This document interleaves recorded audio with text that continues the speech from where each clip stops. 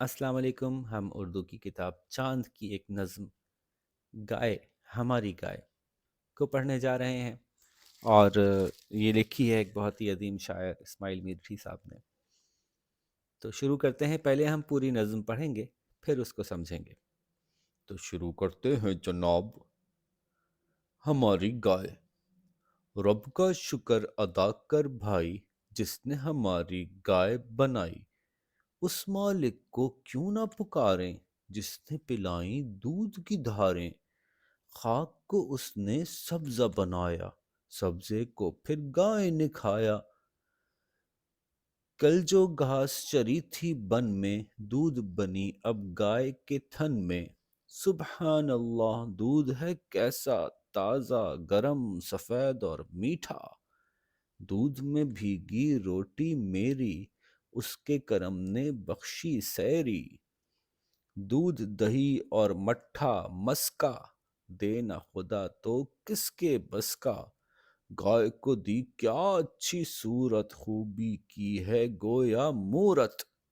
دانا دن کا بھوسی چوکر، کھا لیتی ہے سب خوش ہو کر. کھا کر تن کے اور ٹھٹیرے، دودھ ہے دیتی شام سویرے. کیا ہی غریب اور کیسی پیاری، صبح ہوئی جنگل کو سدھاری. سبزے سے میدان ہرا ہے، جھیل میں پانی صاف بھرا ہے. پانی موجیں مار رہا ہے، چرواہا چمکار رہا ہے. پانی پی کر چارہ چر کر شام کو آئی اپنے گھر پر. دوری میں جو دن ہے کاٹا، بچے کو کس پیار سے چاٹا. گائے ہمارے حق میں ہے نعمت، دودھ ہے دیتی کھا کر بنسپت. بچھڑے اس کے بیل بنائے، جو کھیتی کے کام میں آئے. رب رب کی حمد و ثنا کر بھائی، جس نے ایسی گائے بنائی. تو اب اس کا مطلب سمجھتے ہیں. سب سے پہلے رب کا شکر ادا کر بھائی، اللہ تعالیٰ کا شکر ادا کیجئے جس نے اتنی اچھی گائے ہمارے لیے بنائی ہے. ہم اس مالک کو کیوں نہ پکاریں جس نے ہمیں دودھ کی دھاریں پلائیں. یعنی جب گائے کے دودھ نکالتے ہیں تو وہ دھاروں کی شکل میں نکلتا ہے نا، تو وہ اس لیے یہاں پہ لفظ دودھ کی دھاریں آیا کہ جس نے ہمیں اتنا زبردست دودھ پلایا اس کا شکر کیوں نہ ادا کریں. جس نے زمین مٹی میں سے سبزہ نکال دیا، یعنی چارہ جو نکلتا ہے مٹی میں سے نکل آتا ہے، اور پھر اس سبزے کو جو ہے وہ گائے کھاتی ہے، اور پھر اس کھائے ہوئے سبزے سے جو ہے وہ دودھ بن جاتا ہے نا. تو کیسے خاک میں سے، کیسے مٹی میں سے سبزہ اور سبزے سے دودھ بن رہا ہے اللہ تعالیٰ کے زبردست اس کارخانے کے اندر. تو خاک کو اس نے سبزہ بنایا اللہ تعالیٰ نے، مٹی میں سے گرینری اگائی، اور پھر سبزے کو گائے نے کھایا. کل جو گھاس چری تھی بن میں، بن جو جہاں پہ چرتے ہیں جانور، ایسا میدانی علاقہ جہاں گھاس لگی ہو. تو کل جو اس نے اپنے کھلیان میں سے، بن میں سے گھاس چری تھی، کھائی تھی، وہ دودھ بن کے اب گائے کے تھن میں آ گئی. اور سبحان اللہ، کتنا اچھا دودھ ہے، کیسا تازہ تازہ گرم گرم سفید اور میٹھا دودھ ہے. اور پھر دودھ میں جب روٹی میری بھیگی تو یہ اللہ تعالیٰ کے فضل سے مجھے سیری مل گئی. سیر کہتے ہیں پیٹ بھر جانے کو. تو اس نے بخشی سیری، اس کے کرم نے بخشی سیری، اللہ تعالیٰ کے فضل سے ہمارا پیٹ بھر گیا. اور پھر اسی دودھ سے کیا کیا بنتا ہے؟ دودھ، دہی، مٹھا اور مسکا. اب مٹھا کیا ہوتا ہے اور مسکا کیا ہوتا ہے؟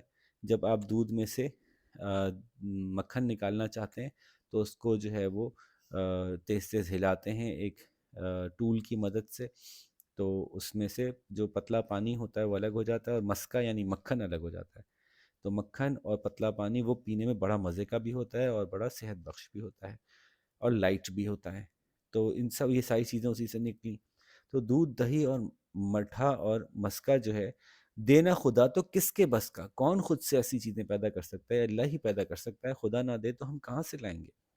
گائے کو دی کیا اچھی صورت، کتنی اچھی سی لگتی ہے دیکھنے میں، معصوم سی. خوبی کی ہے گویا مورت، مورت بھی صورت کو ہی، شکل کو ہی کہتے ہیں. تو دیکھنے میں ایسا لگتا ہے کہ اچھی ہی چیز ہے، اچھی ہی مخلوق ہے، اس کو دیکھ کے اچھا احساس ہوتا ہے. اور پھر ہلکی پھلکی چیزیں کھاتی ہے، دانا دن کا بھوسی چوکر، چوکر بھی چارے کو کہتے ہیں گائے کے. تو بھوسا ہوتا ہے نا خشک چارہ یا ہرا چارہ یا کوئی دانے وغیرہ کھا لیتی ہے سب خوش ہو کے، کوئی کمپلین نہیں کرتی، ٹھیک ہے جو بھی دے دیں وہ کھا لے گی.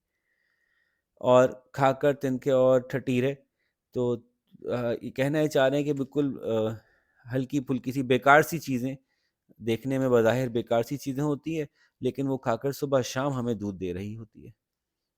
کیا ہی غریب اور کیسی پیاری، کیسی معصوم سی، یہاں غریب کا مطلب معصوم ہے، کیسی معصوم سی، کتنی پیاری ہے. اور صبح ہوتے ہی جنگل کو سدھاری، سدھاری مطلب چلی جاتی ہے. تو چرواہے کیا کرتے ہیں، گائے بکریوں کو لے کر وہ چراگاہوں میں لے جاتے ہیں، جن میں بعض اوقات جنگل بھی ہوتے ہیں. تو وہ صبح ہوتے ہی جنگل ونگل میں چرنے چلی جاتی ہے. تو وہاں کیا ہوتا ہے، وہاں سبزے سے میدان ہرا ہے، وہاں گرینری اگی ہوئی ہے، میدان ہرا ہو رہا ہے. وہاں قریب میں کوئی جھیل بھی ہوتی ہے، تو جھیل میں پانی صاف بھرا ہے اور پانی موجیں مار رہا ہے، یعنی اس میں لہریں اٹھ رہی ہیں، اور چرواہا ان کو کر کے چمکار رہا ہے، پیار کر سے بلا رہا ہے پیار سے کہ ادھر آ جاؤ، ادھر آ جاؤ، ادھر نہیں جاؤ. پانی پی کر چارہ چر کر شام کو آئی اپنے گھر پر. سارا دن وہ چرتی ہیں، پھر شام کو گھر آتی ہیں، لیکن ان کے چھوٹے بچوں کو گھر پہ ہی چھوڑ جاتے ہیں. تو سارے دن بعد جب اپنے بچوں سے ملتی ہیں تو ان کو اداسی ہوتی ہے. تو دوری میں جو دن ہے کاٹا، تو سارا دن دور رہی اپنے بچے سے، تو بچے کو کس پیار سے چاٹا، واپس آ کے کتنے پیار سے بچے کو اپنے چاٹ رہی ہے. تو پھر کہہ رہے ہیں گائے ہمارے حق میں ہے نعمت، اللہ تعالیٰ کی نعمت ہے. دودھ دیتی ہے گھاس پھوس کھا کر، بنسپت گھاس پھوس، گھاس پھوس کھاتی ہے اور دودھ مل جاتا ہے.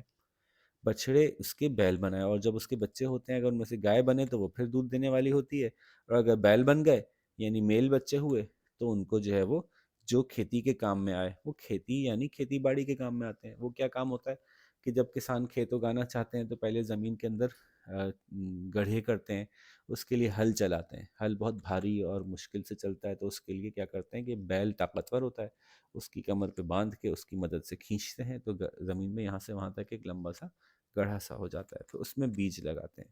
تو یہ کھیتی کے کام میں آتے ہیں، کھیتی اگانے کے کام میں آتے ہیں بیل.